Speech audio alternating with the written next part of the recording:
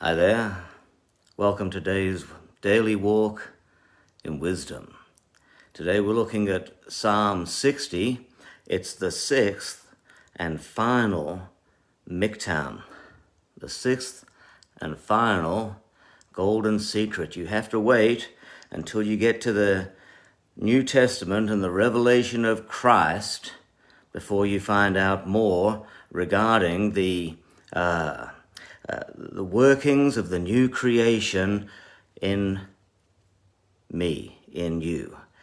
So 6 is the number of man.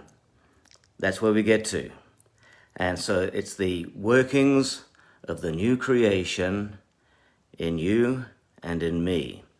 So here we are. This is sung to the lily of the covenant. That's there in the title. Jesus said, "Who of you, by worrying, can add a single hour to his life? And why do you worry about clothes? Consider the lilies." The title of this psalm is to be sung to the lily of the covenant. Consider the lilies, how they grow. They don't labor or spin, yet not even Solomon in all his glory was arrayed like one of these. Verse 4 of Psalm 60 says, "But for those who fear you, you have raised a banner to be unfurled against the bow." Then it says, Selah. So there's some richness here for us to contemplate. The sixth golden secret reveals what is on the inside that matters, not what's on the exterior. It tells you that greater is he that is in me than he that is in the world. It tells us that God will look after all of the little things, all of the material things, and all we have to concern ourselves with is our interior life.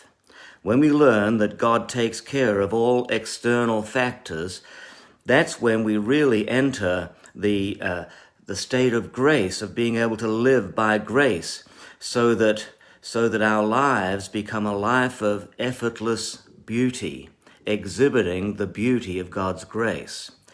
Solomon was king over all nations in his day. It was called the golden era of Israel's history. He would have been dressed in all of the best suits imaginable, and the likes of Armani and Prada and Cavalli would have been in awe of his style. And they would ask Solomon, "Where did you get your clothes?" And Solomon would answer, "Consider the lily." When you're worried about how you look and what's going on around you and what's wrong with the world, you need to stop and consider the lily. There's wisdom in Jesus' words. Stop and consider the lily. People say, take time to smell the roses. Well, Jesus was saying that long before anybody says take time to smell the roses. He said, consider the lily. Lilies don't have thorns. Then it says, a banner to be unfurled against the bow. The banner flies in the wind. It's a statement of ownership, of victory, of territory. A spiritual banner is displayed on the wind of the Spirit. A bow, the bow, speaks of effort. God is bringing about effortless beauty. You can receive grace for your whole life if you'll simply contemplate the beauty that God has poured into the world. How effortless it is. There's no striving. The inner man thrives in effortless beauty. It's the outer man that strives and works and fights and wrestles to get things done. The outer man worries and gets frustrated and is never satisfied. But the inner man is like the lily of the field. There we neither labor nor spin. The inner man seeks to be in sync with God and to be clothed with God. And therefore, within you, within me, there is something of beauty, something of God. Just focus and concentrate on allowing the inner beauty of God to radiate through you, and you'll see the beauty in this world is really an effortless thing. Or verses 9 to 12 then say, "Who will take me to the thick of the fight? Who will show me the road to Edom? You aren't giving up on us, are you, God? You aren't refusing to go out with our troops. Give us help for the hard task. Human help is worthless. Through our God we shall do valiantly. It is he who will tread down our enemies." Edom is where the fight is. That's where the battle is. Edom was associated with Esau. Esau is the product of the flesh, the outward, the exterior.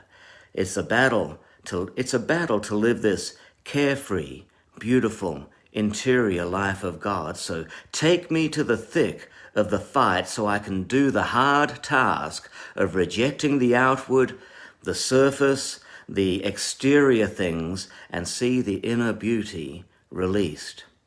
Everything in this world amplifies the peripheral, concentrates on the external. In the world, beauty is only ever skin deep, and it takes a lot of effort to maintain that beauty. But true beauty comes from above and is developed deep in the heart of the worshipper. And as we worship, so that effortless beauty is revealed. It's important now that you don't make your worship external. Beware the model of worship that puts on a show. The kind of worship that releases eternal beauty is worship from the heart. So there's the wisdom of God for you today.